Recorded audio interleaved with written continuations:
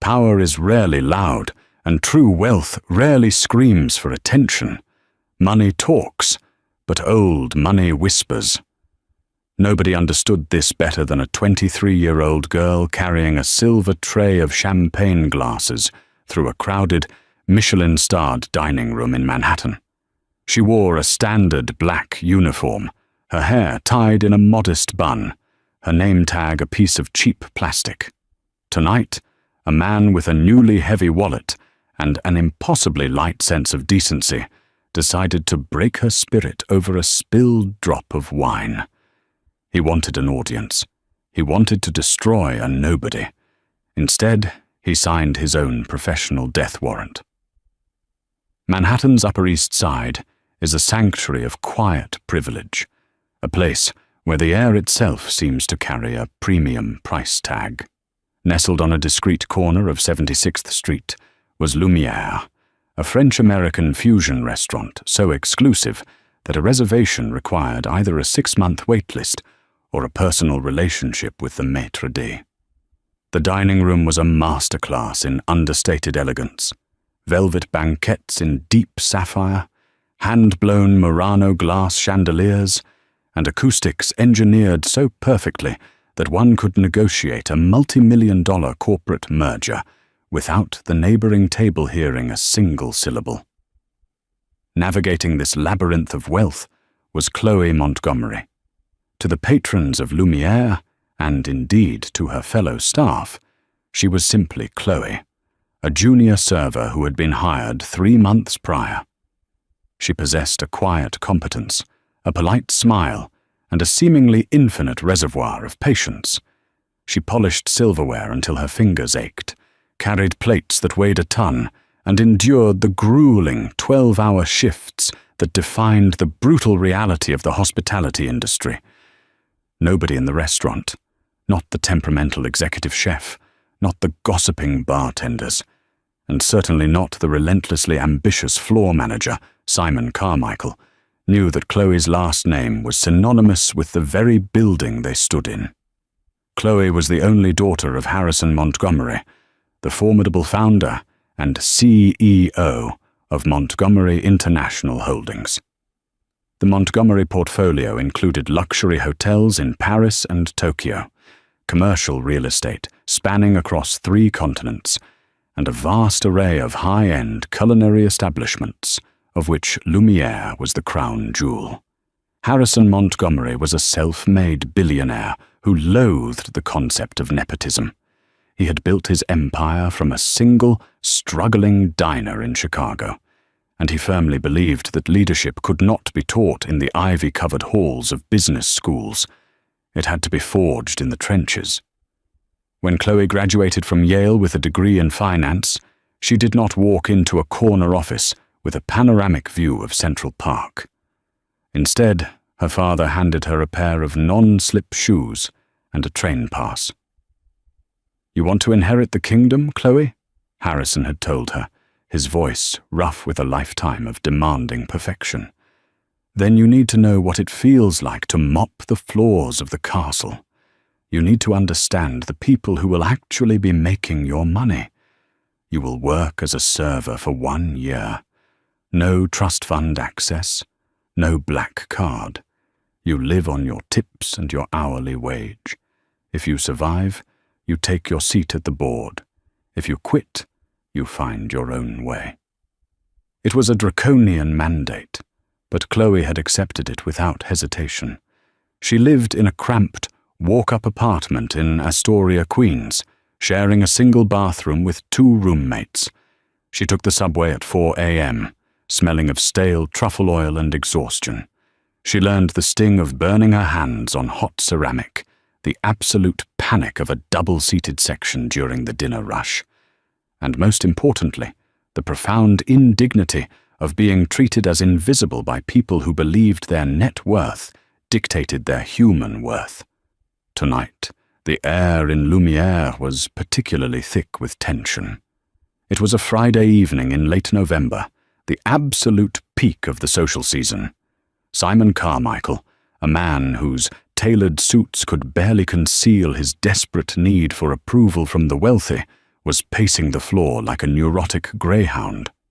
Simon was notorious for playing favourites, assigning the best tables to servers who kissed up to him and relegating the tough, demanding or low-tipping tables to those he deemed expendable. Chloe, who refused to participate in the toxic politics of the break room, often found herself in the latter category. "Listen up," Simon hissed, clapping his hands sharply as the pre-shift meeting concluded. Table 4 is reserved for Preston Caldwell. He's the CEO of Caldwell Tech Solutions. They just went public. The man is swimming in new money, and he wants everyone to know it. He is a VIP. He is to be treated like royalty. If his water glass is less than 3/4 full, I will personally fire whoever is responsible. Chloe, you're on table 4. Don't mess this up. He's known to be particular. Chloe simply nodded, adjusting the starched collar of her black shirt. She had dealt with the particular types before. They were almost always men who had recently acquired wealth and felt a desperate, clawing need to validate it by subjugating those they perceived as beneath them. She picked up her serving tray, unaware that the defining moment of her father's social experiment was about to walk through the mahogany front doors. At exactly 8:15 p.m., the glass and wrought-iron doors of Lumiere swung open, and Preston Caldwell made his entrance. If old money was a subtle symphony, Preston Caldwell was a brass band playing out of tune. He was 32, with aggressively styled hair heavily shellacked with pomade, and a bespoke suit that was just a fraction too tight, designed more to show off his gym routine than to display sartorial elegance. On his wrist sat a massive, diamond-encrusted Audemars Piguet watch that caught the chandelier light in a way that was obnoxiously distracting. He didn't walk into the room.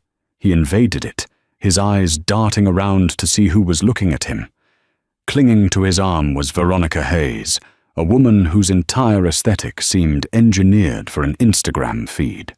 She wore a backless emerald silk gown that was stunning but entirely inappropriate for the sophisticated, subdued environment of Lumiere. Simon Carmichael materialized instantly, practically vibrating with subservience. "Mr. Caldwell, Miss Hayes, what an absolute honor to welcome you to Lumiere this evening. We have prepared our finest corner booth for you." "Yeah, it better be the best," Preston said, his voice carrying a booming, nasal quality that sliced through the low murmur of the dining room. He didn't look at Simon as he spoke. He was too busy scanning the room, trying to spot anyone richer or more famous than himself. "I told your reservation girl I wanted privacy, but a good view of the room. I don't want to be stuffed in a closet." "Of course, sir. Right this way." Simon bowed, leading them to table 4. As they slid into the sapphire velvet booth, Chloe approached, standing tall with her hands clasped respectfully behind her back. "Good evening. Welcome to Lumiere. My name is Chloe, and I will be taking care of you tonight. May I start you off with sparkling or still water?" Preston finally stopped looking around the room and settled his gaze on Chloe. His eyes traveled up and down her uniform, a slight sneer forming on his lips. It was a look Chloe knew well, the look of a man appraising an object and finding it lacking in value. "Water?" Preston scoffed. "I didn't come to a place that charges $200 a steak to drink tap water. Bring us a bottle of Dom Perignon, the 2012 vintage, and make sure the glasses are actually clean. Last time I was at a place like this, there were water spots. Disgusting." "Certainly, sir. Dom Perignon, 2012. I will have that right out for you," Chloe said, her voice remaining perfectly even, a practiced mask of hospitality. "And wait," Veronica interjected, snapping her acrylic nails in Chloe's direction. "I need some lemons, but not just wedges. I want them cut into thin wheels, and make sure the seeds are taken out. I can't stand seeds." "Of course, ma'am," Chloe replied, pivoting gracefully to head to the bar. When she returned with the champagne, perfectly chilled in a silver bucket, she presented the bottle to Preston. As she expertly popped the cork with barely a whisper of sound, a technique she had spent weeks perfecting, she began to pour the golden liquid into their flutes. Preston didn't bother to thank her. Instead, he leaned forward, speaking loudly to Veronica. "I'm telling you, Ronnie, the buyout is a done deal. Montgomery International is hungry for our software infrastructure. They're slow, they're old, and they need a tech injection. Harrison Montgomery is going to be begging me to sign the papers by next Tuesday. Once I get his money, we're buying that penthouse in Tribeca." Chloe's hand paused for a microscopic fraction of a second. Montgomery International, her father's company. She knew exactly what Preston was talking about. Her father had mentioned Caldwell Tech Solutions at Sunday dinner a month ago. He had described the company as promising, but led by a man with more ego than sense. Harrison was considering acquiring the firm to integrate their point-of-sale software into his global hotel chain, but he had expressed reservations about Preston's erratic management style. "That's amazing, baby," Veronica cooed, taking a sip of the champagne. "Ugh, this isn't cold enough," she complained immediately, glaring at Chloe. "Did you just pull this from a warm shelf?" "I apologize, ma'am," Chloe said calmly. "The bottle was stored in our temperature-controlled cellar at the optimal 48 degrees, but I can certainly pack the bucket with more ice and salt to bring the temperature down further, if you prefer." Preston rolled his eyes dramatically. "Just do it, sweetheart. Don't give us a science lesson. We're paying for service, not a lecture. And bring us the menus. We don't have all night." As Chloe walked away to retrieve the ice and the leather-bound menus, Simon intercepted her by the service station. "What is taking so long, Chloe?" Simon hissed, grabbing her arm tightly enough to bruise. I saw him roll his eyes. "Are you giving him attitude?" "No, Simon. The lady simply prefers her champagne colder than the standard serving temperature." "I am accommodating her," Chloe replied, pulling her arm out of his grasp with quiet dignity. "Well, hurry up. If they leave a bad review, it's coming out of your paycheck," Simon threatened, scurrying away. Chloe took a deep breath, centering herself. This was the test. Her father had warned her that the true measure of a leader was how they reacted when they held no power. She gathered the menus, filled a fresh bucket with crushed ice, and returned to table 4, preparing herself for the long hours ahead. For the next 90 minutes, Preston Caldwell made it his personal mission to turn a luxury dining experience into a masterclass in psychological torture. It started with the appetizers. Preston ordered the Wagyu beef tartar, but demanded it be seared, just a little bit on the outside, but completely raw on the inside. An impossible contradiction that forced the executive chef to remake the dish twice. When Chloe finally delivered the plate, Preston tasted it, grimaced, and spat a piece of the premium beef into his napkin. "This is garbage," he announced loudly, causing the elderly couple at the adjacent table to stop eating and stare. "Do you people even know what Wagyu is? This tastes like something you scraped off a grill at a roadside diner. Take it back. I won't pay for this." Chloe expertly removed the plate without a trace of irritation. "I sincerely apologize, Mr. Caldwell. I will have the chef prepare something else immediately. And of course, this will be removed from your bill." "You're damn right it will," Preston sneered. He leaned back, sizing her up with a predatory smirk. "You know, you must really hate your life. Serving people like me, watching us eat food you couldn't afford with a month's salary. What did you do? Drop out of community college? Couldn't cut it in the real world?" Veronica giggled, swirling her champagne. Don't be mean, Preston. Somebody has to bring us our food. Chloe felt a hot spike of anger in her chest, but her face remained an impassive, polite mask. I assure you, sir, I am perfectly happy ensuring our guests have a wonderful evening. Have you decided on your main courses? He ordered the Dover sole, off the bone. Veronica ordered the duck breast.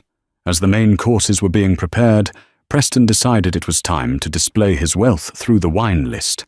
He waved his hand dismissively at the sommelier when he approached, declaring he didn't need a snob in a suit to tell him what to drink. Bring me the Chateau Margaux 2005, Preston barked at Chloe, tapping his heavy watch on the table. And don't drop it. It costs more than your miserable life. The Margaux 2005 was a $2,000 bottle. Chloe nodded, went to the cellar, and handled the bottle with the utmost reverence. She brought it to the table, presented the label to Preston, and precisely cut the foil. She used a specialized ASO wine opener to ensure the aged cork wouldn't break, drawing it out flawlessly. She poured a small tasting amount into his glass. Preston swirled it violently, took a gulp, and swished it around his mouth like mouthwash before swallowing heavily. It's fine. Pour it. Chloe moved to Veronica's side of the table and began to pour. What happened next occurred in a fraction of a second, but to Chloe, it played out in agonizing slow motion. Preston, wanting to show Veronica something on his phone, aggressively reached across the table. In doing so, his heavy forearm slammed violently into Chloe's wrist just as she was pouring the dark ruby wine. The heavy glass bottle jerked forward. A splash of the vintage Bordeaux shot out of the neck, completely missing the glass and landing squarely on the pristine white linen tablecloth, with a few drops splattering onto the sleeve of Preston's custom suit. Silence fell over the corner of the restaurant. Preston stared at the red stain on his cuff. His face contorted, turning a dangerous shade of magenta. He slowly stood up, towering over the table, his chest heaving. "Are you completely, utterly stupid?" Preston roared. The sound echoed off the Murano glass chandeliers. The entire dining room ground to a halt. Forks stopped mid-air. Conversations died instantly. Chloe stepped back, immediately grabbing her service cloth. "Mr. Caldwell, I am so deeply sorry. Your arm bumped my wrist as I was pouring, but Do not blame me, you clumsy, incompetent idiot," he screamed, pointing a thick finger an inch from her nose. "Do you have any idea how much this suit costs? It's Tom Ford. It's worth 10 times what you make in a year. You ruined a $2,000 bottle of wine and a $6,000 suit because you can't do the one pathetic, menial job you were hired to do." Veronica was gasping dramatically, pressing her hands to her chest as if she had just witnessed a murder. "Oh my God, Preston, your suit! She did that on purpose. She was shaking, I saw her."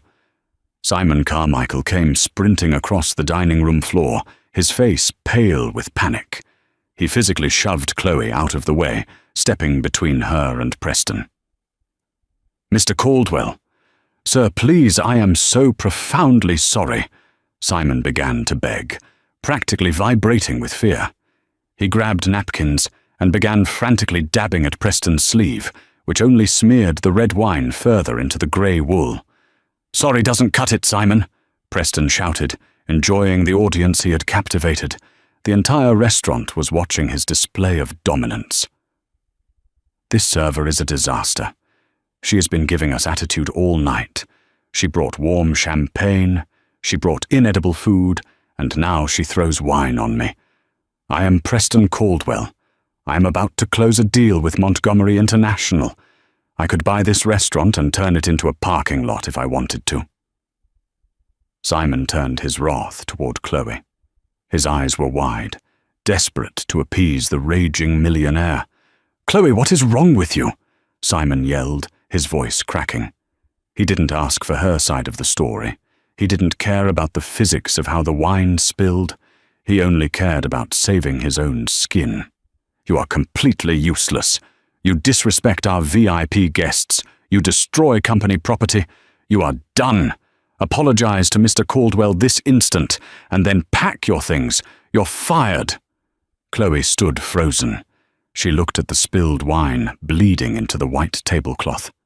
She looked at Preston, whose chest was puffed out with the triumphant pride of a bully who had just successfully crushed an insect. He was smirking at her, waiting for the tears, waiting for the desperate pleas for her job. She looked at Simon, a man who would gladly sacrifice his own staff to protect his fragile ego and his precious tips. The heat of humiliation burned her cheeks. She could feel the eyes of 50 wealthy patrons burning into her skin, judging her, pitying her, or worse, enjoying the spectacle of her degradation. A lesser person, a true junior waitress, relying on this job to pay rent, would have broken down weeping. They would have dropped to their knees and begged. But Chloe was not a junior waitress. She was a Montgomery. The fear and the panic vanished, replaced by an icy, absolute clarity. The year-long experiment was over. She had learned exactly what her father wanted her to learn. She had seen the absolute worst of the people who inhabited their world. Chloe slowly lowered her service cloth onto the table. She reached up and unpinned the cheap plastic name tag from her uniform, dropping it onto the silver tray with a sharp, resonant clack. She looked Preston Caldwell dead in the eyes, her expression shifting from polite subservience to terrifying regal authority. "I will not apologize, Mr. Caldwell," Chloe said. Her voice was no longer the soft, deferential tone of a servant. It was the sharp, commanding voice of a boardroom executive, ringing clear and cold across the silent dining room. "Because I didn't cause the spill. Your complete lack of spatial awareness and basic manners caused it." Preston froze, his mouth opening and closing in sheer shock. Simon let out a strangled gasp. "Are you insane?" Simon shrieked. "I said you're fired. Get out of my restaurant." Chloe slowly turned her gaze to the frantic manager. "Simon," she said softly, but with enough venom to make him take a step back. "You don't have the authority to fire me, because this is not your restaurant." She reached into her apron pocket, pulling out her cell phone. She dialed a number she hadn't called in 3 months. The room watched in absolute, breathless silence as she lifted the phone to her ear. "Hello, HR?" Chloe said clearly, her eyes locked onto Preston's suddenly pale face. "This is Chloe Montgomery. Yes, call my father. Tell him the undercover trial is over, and tell him to pull the acquisition file for Caldwell Tech Solutions. We need to kill the deal immediately." For 3 agonizing seconds, the silence in the dining room of Lumiere was absolute. The clinking of silver, the soft jazz playing from the hidden speakers, and the low hum of Manhattan traffic outside all seemed to vanish, sucked into the vacuum of Preston Caldwell's stunned disbelief. Then, Preston let out a harsh, barking laugh. It was a loud, ugly sound that lacked any genuine amusement, ringing hollow against the crystal glassware. "Oh, this is rich," Preston sneered, though a faint bead of sweat had suddenly materialized on his brow. He looked around the room, desperately seeking validation from the other patrons, but met only cold, judging stares. "This is a joke, right? A pathetic, theatrical little stunt. You actually expect me to believe that a billionaire's daughter is spending her Friday night serving me Dover sole for minimum wage? Who put you up to this? Is this some kind of hidden camera show?" Simon Carmichael, still trembling slightly, tried to laugh along with his wealthy patron, a sycophantic sound that died in his throat when he looked at Chloe's face. There was no trace of panic in her eyes, no desperate need to defend herself. There was only the icy, immovable confidence of someone holding a royal flush. "You really think," Veronica chimed in, her voice dripping with artificial sweetness and genuine confusion, that you can just pretend to be a Montgomery. My God, the desperation. Preston, call the police.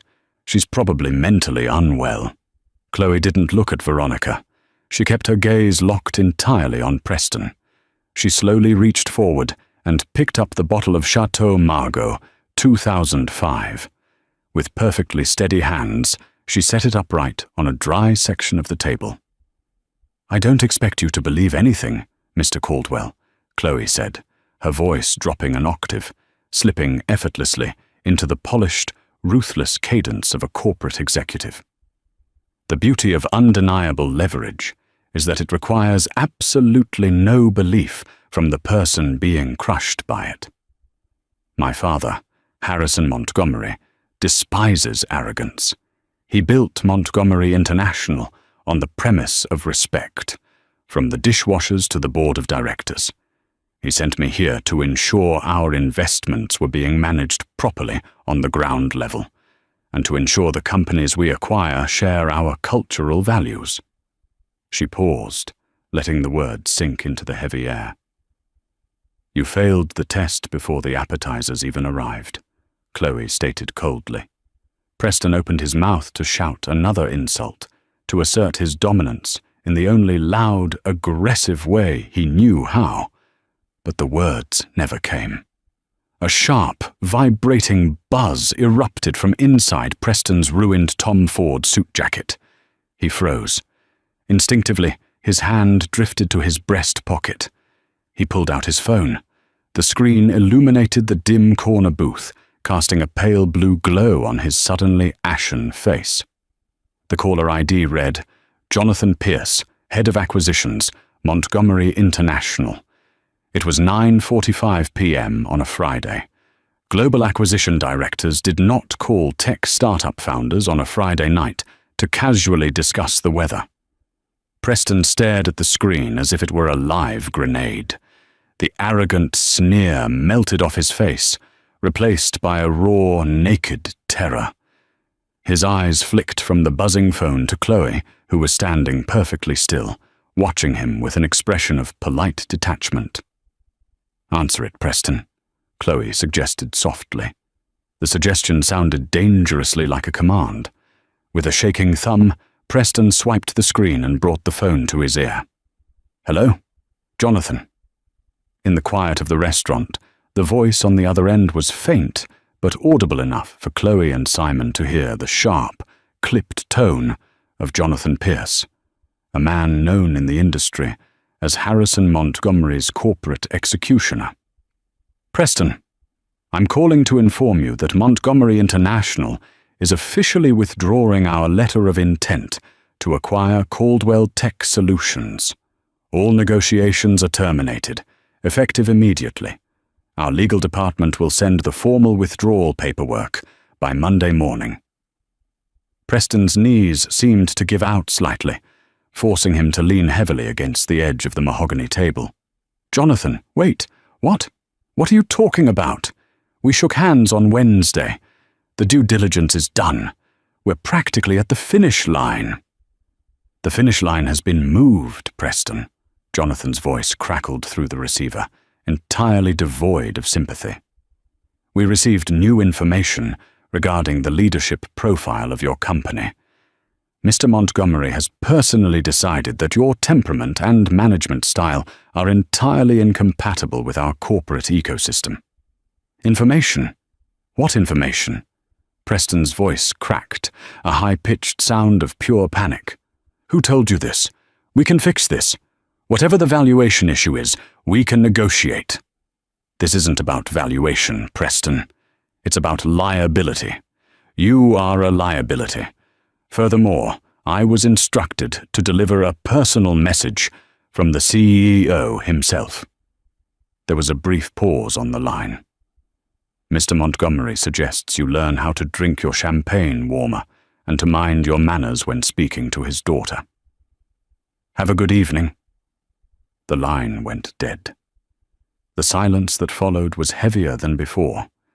It was the silence of a multi-million-dollar empire crumbling to dust in the span of 30 seconds. Preston slowly lowered the phone. His face was entirely devoid of color, resembling a wax figure left out in the cold. He looked at Chloe, really looked at her, seeing past the cheap uniform and the messy bun for the first time. He saw the sharp jawline, the piercing eyes, the exact same unyielding stare he had seen on the cover of Forbes magazine when Harrison Montgomery was named Businessman of the Year. "You," Preston whispered, his voice trembling. The blustering bully was completely gone, replaced by a hollow shell of a man realizing he had just burned his own lottery ticket. "You're really her. You're Chloe Montgomery." "I am," Chloe replied smoothly. "Preston, what's going on?" Veronica demanded, pulling at his sleeve, completely failing to read the catastrophic shift in the atmosphere.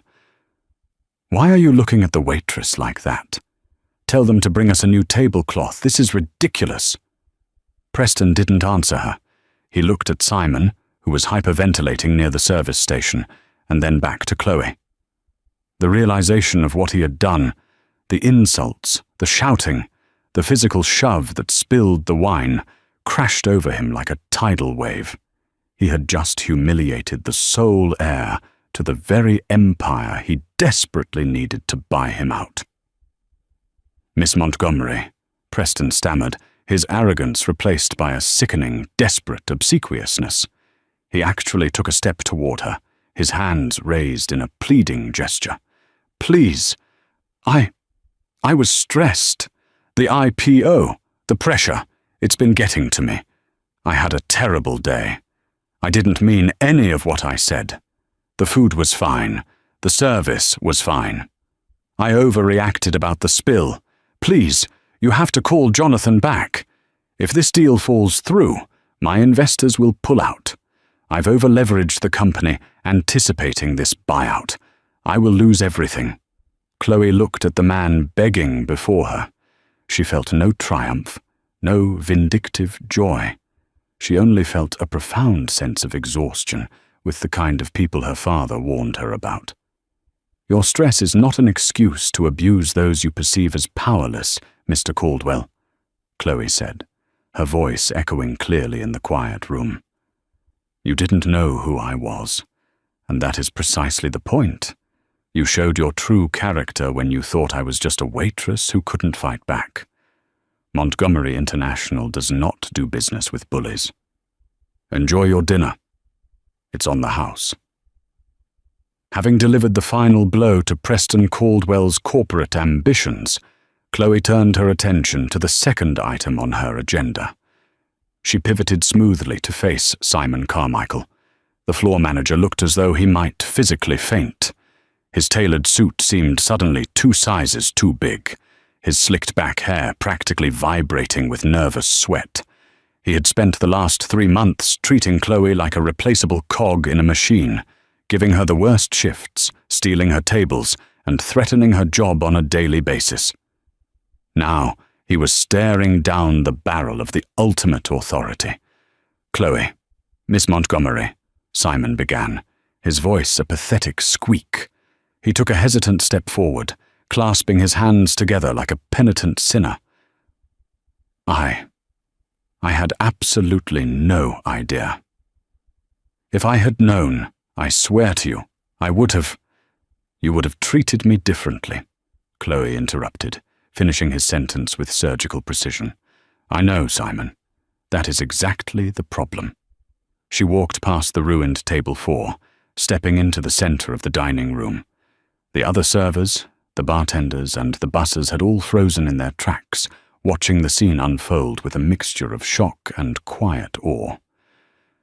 A manager's job is to protect their team and elevate the standard of the establishment, Chloe addressed Simon, but her voice carried to every staff member in the room. "For 3 months, I have watched you foster a toxic environment. I have watched you prioritize the egos of abusive patrons over the dignity of your staff. You didn't ask what happened tonight. You saw a wealthy man screaming, and your immediate instinct was to throw your own employee to the wolves to save your tip pool. I was just trying to protect the restaurant's reputation, Simon pleaded, desperation making his voice shrill. Mr. Caldwell is a VIP. If he left a bad review, Lumiere's reputation is built on excellence, not subservience. Chloe fired back, her tone sharp enough to cut glass. If a guest physically assaults a staff member, even accidentally, and proceeds to verbally abuse them, that guest is no longer welcome in a Montgomery property. You failed to protect me, Simon. And more importantly, you have failed to protect the rest of the staff here long before tonight. She turned to look at a young man standing near the kitchen doors. Tommy. The young busboy jumped, his eyes wide. He was 19, working 2 jobs to pay for community college, and Simon routinely berated him in front of customers for not clearing plates fast enough. Yes, Chloe? I mean, Miss Montgomery, you work harder than anyone in this room. Tommy? Chloe said, her face softening for the first time that evening. And Sarah? She nodded toward the head bartender, a woman who practically ran the floor while Simon schmoozed with VIPs. You have covered Simon's administrative errors for months without a word of complaint. Chloe turned her gaze back to the hyperventilating manager. The verdict was written in her eyes before she even spoke the words. Simon, you are officially relieved of your duties, Chloe declared. The words were simple, professional, and completely devastating. Clear out your office. Security will escort you from the building. Your severance package will be mailed to you, pending a full review of your management practices by human resources. You can't do this, Simon cried out, the professional veneer completely shattering. I gave 5 years to this restaurant. You can't just walk in here and ruin my life. I didn't ruin your life, Simon, Chloe replied calmly. I merely held up a mirror to how you've been running my father's business, and I didn't like the reflection. She looked back at the bartender. Sarah, you are the acting floor manager as of tonight. I will have HR contact you on Monday morning to discuss a formal promotion and the corresponding salary increase. Please see to it that Mr. Caldwell and Miss Hayes are escorted out. They suddenly seem to have lost their appetite. Preston, still standing by the table with the spilled wine, didn't argue. He looked utterly broken. Veronica, finally sensing the absolute shift in power and the total loss of her future Tribeca penthouse, grabbed her designer clutch and stormed toward the exit without waiting for him. Preston slowly followed, his expensive suit looking more like a heavy chain than a status symbol. He didn't look back. The dining room remained perfectly quiet for a long moment after the glass doors shut behind them. Then, slowly, a scattering of applause broke out. It started with the elderly couple at the adjacent table, the ones who had been appalled by Preston's earlier behavior. The applause rippled through the room, polite but deeply appreciative. Chloe didn't take a bow. She simply gave a curt, professional nod to the patrons. She walked over to the side station, untied her black apron, and folded it neatly. She placed it on the counter next to her discarded plastic name tag. The transformation was physical and immediate. She was no longer Chloe the waitress, burdened by the weight of a tray and the cruelty of strangers. She was Chloe Montgomery, stepping fully into the inheritance of power she had finally proven herself worthy to wield. She walked through the kitchen doors one last time, ignoring the stunned stares of the culinary staff, and retrieved her long wool coat from her locker. As she pushed open the heavy service exit doors and stepped out into the crisp November air of the Manhattan alleyway, she saw it waiting for her. A sleek, black Lincoln Navigator was idling quietly at the curb. Standing by the rear door was David Sterling, her father's stoic, silver-haired head of security and personal confidant. He had known Chloe since she was a child. David opened the door, a rare, genuine smile touching the corners of his mouth. "Good evening, Miss Montgomery," David said, his voice a low, comforting rumble. "Your father sends his regards." He watched the security feed from his office. Chloe paused, wrapping her coat tightly against the evening chill. A small, tired smile finally broke through her iron facade. "Did he now? And what was his verdict, David?" "He said to tell you," David replied, gesturing for her to step into the warm, leather-scented interior of the SUV, "that it's time to come home. Your desk on the executive floor is ready." The executive floor of Montgomery International Holdings, located on the 52nd floor of a monolithic glass tower in Midtown Manhattan, was a stark contrast to the velvet-draped intimacy of Lumiere. Here the aesthetic was ruthless modernism, polished concrete, floor-to-ceiling windows overlooking Central Park, and brushed steel. It was an environment designed to intimidate, to remind anyone who stepped off the private elevator exactly who controlled the skyline. It was 9 a.m. on Monday. Chloe Montgomery sat at the head of a massive, live-edge walnut conference table. Gone was the cheap black polyester uniform and the messy bun. She wore a perfectly tailored charcoal Tom Ford suit, a subtle, perhaps vindictive irony, and her hair was blown out in a sleek, commanding style. To her right sat Jonathan Pierce, the clinical, sharp-eyed head of acquisitions. To her left sat her father, Harrison Montgomery. Harrison was a man whose physical presence matched his reputation. He had the broad shoulders of a former collegiate boxer and eyes like chipped flint. He wasn't speaking. He didn't need to. He simply watched his daughter run the room. The heavy glass doors of the boardroom swung open, and David Sterling, the head of security, stepped inside. "Miss Montgomery," David said, his tone perfectly neutral. "Preston Caldwell is in the lobby. He does not have an appointment. However, he is accompanied by William Thorne." Chloe held up a finger, pausing him. "Wait, I must adhere to the rules." "No, Thorne."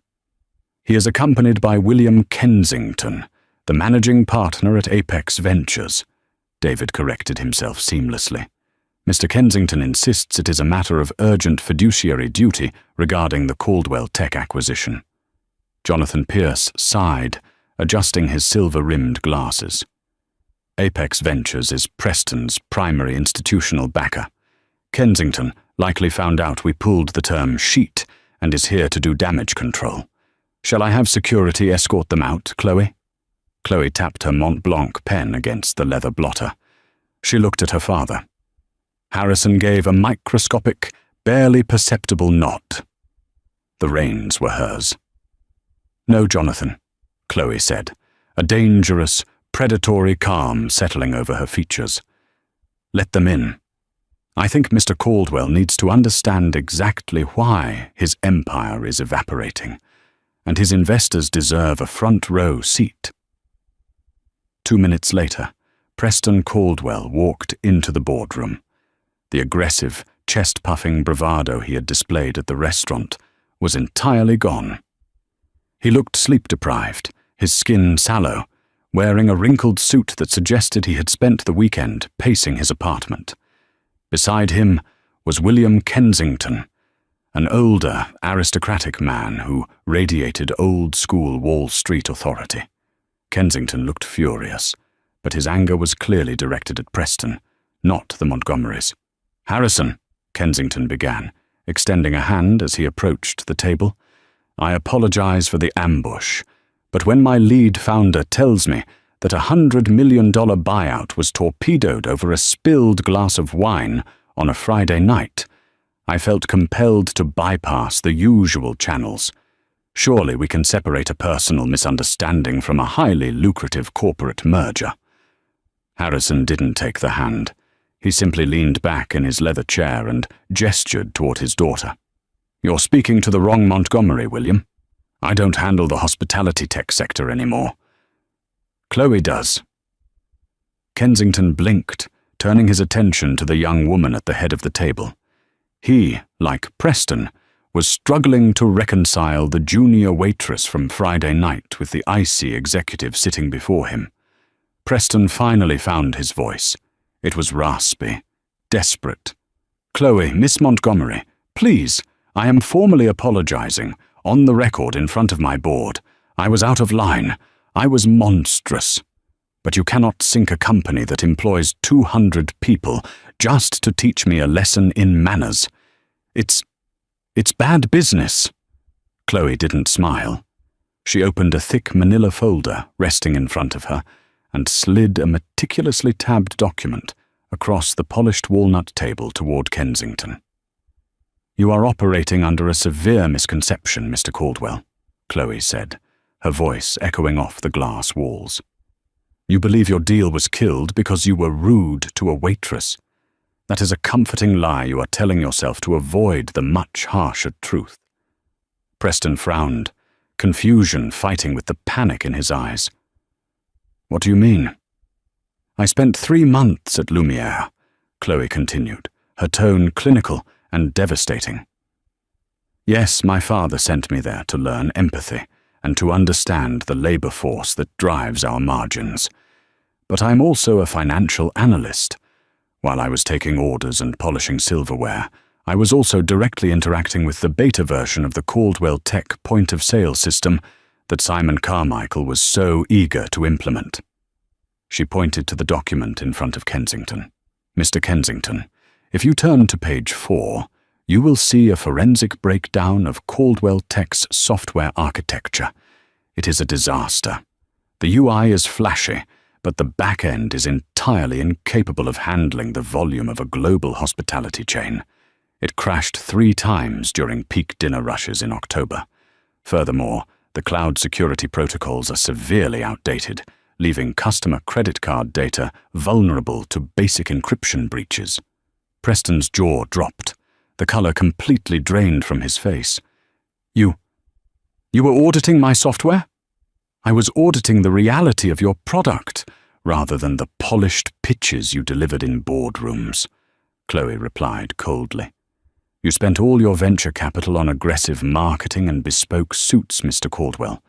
You starved your engineering department to inflate your profit margins right before seeking a buyout. You built a house of cards." Kensington was flipping through the pages, his face turning an angry, mottled red. He looked up, glaring daggers at Preston. "You told the board the beta testing at Lumiere was flawless. You presented doctored analytics." I can fix the bugs," Preston stammered, stepping back as if physically struck. "We just needed the Montgomery capital to hire more developers. The framework is solid." "The framework is fraudulent," Jonathan Pierce interjected smoothly. "And acquiring a company that engages in deceptive analytics is a violation of Montgomery International's core operating principles." Chloe stood up, buttoning her suit jacket. She walked slowly around the table, stopping just a few feet from where Preston was practically trembling. "Your behavior on Friday night was despicable, Preston," Chloe said, her voice dropping to a quiet, lethal register. "But Montgomery International does not make $100 million decisions based on hurt feelings. We make them based on structural integrity. Friday night simply confirmed what my audit already proved. You lack the integrity, the foresight, and the basic human decency required to be a partner in this firm. You don't respect your own product, and you certainly don't respect the people who have to use it." She looked at William Kensington. "Mr. Kensington, you are a respected figure in venture capital. I suggest you look closely at the rest of your portfolio. As for Caldwell Tech, this meeting is over. Montgomery International will be passing entirely." Kensington snapped the folder shut. He didn't say a word to Chloe or Harrison. He simply turned to Preston, his eyes cold and dead. "I am calling an emergency board meeting for 3 o'clock. You will surrender your shares, Preston, and you will resign as CEO. If you fight me, I will bury you in litigation for the rest of your natural life."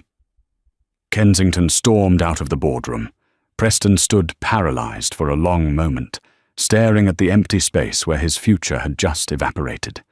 He had walked into Lumiere as a king of the universe. He was leaving the Montgomery building as a ghost. Without a word, he turned and shuffled out the heavy glass doors, his shoulders slumped, completely broken. The collapse of Caldwell Tech Solutions made minor waves in the financial press, chalked up to internal board disputes and a failed acquisition strategy. Within 3 weeks, the company was stripped of its assets, sold for pennies on the dollar to a massive tech conglomerate that immediately fired the executive suite and absorbed the patents. Preston Caldwell simply faded into the obscurity of failed startups, a cautionary tale whispered at Silicon Valley cocktail parties. But the real ripples of that Friday night were felt much closer to home. True to Chloe's word, Sarah, the hyper-competent bartender, was officially instated as the general manager of Lumiere. Under her leadership, the toxic, fear-based culture that Simon had cultivated vanished overnight. The restaurant thrived, not just in its Michelin ratings, but in its employee retention. Tommy, the young busboy who had endured the brunt of the previous management's abuse, received a letter 2 weeks later from the Montgomery Philanthropic Foundation. It contained a full-ride scholarship to the Culinary Arts program at the Culinary Institute of America, entirely paid for, with a guaranteed sous chef position at any Montgomery property upon his graduation. As for Chloe, her year of service had fundamentally altered the trajectory of her corporate career. She took her rightful seat on the board of directors, but she refused the corner office her father offered her. Instead, she chose an office on the operations floor, closer to the logistical heart of the company. 6 months after the incident with Preston Caldwell, Chloe stood at the podium in the main auditorium of the Montgomery International Headquarters, addressing the global leadership team. Her father sat in the front row, watching her with a pride he rarely displayed. For decades, we have defined our success by our quarterly earnings, our real estate acquisitions, and our profit margins. Chloe spoke into the microphone, her voice steady and clear. Behind her, a massive screen displayed the faces of housekeepers, bellhops, line cooks, and servers from Montgomery properties around the world.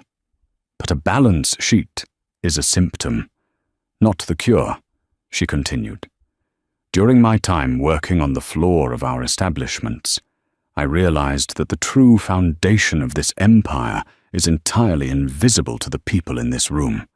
We rely on the grace, the patience, and the physical labor of thousands of people who are routinely treated as disposable by the very guests they serve.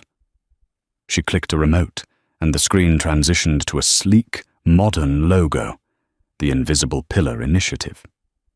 Effective immediately, Montgomery International is restructuring its operational budget, Chloe announced to the stunned silence of the executives. We are instituting a comprehensive profit-sharing program for all hourly employees who have been with us for more than a year.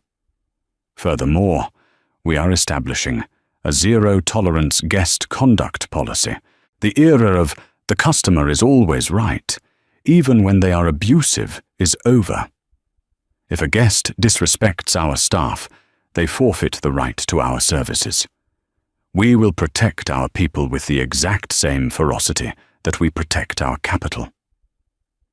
There was a murmur in the crowd, some of it shocked, some of it skeptical. But as Chloe looked down at her father, Harrison Montgomery stood up. Slowly, deliberately, the billionaire CIO began to clap, and where the king led, the court followed.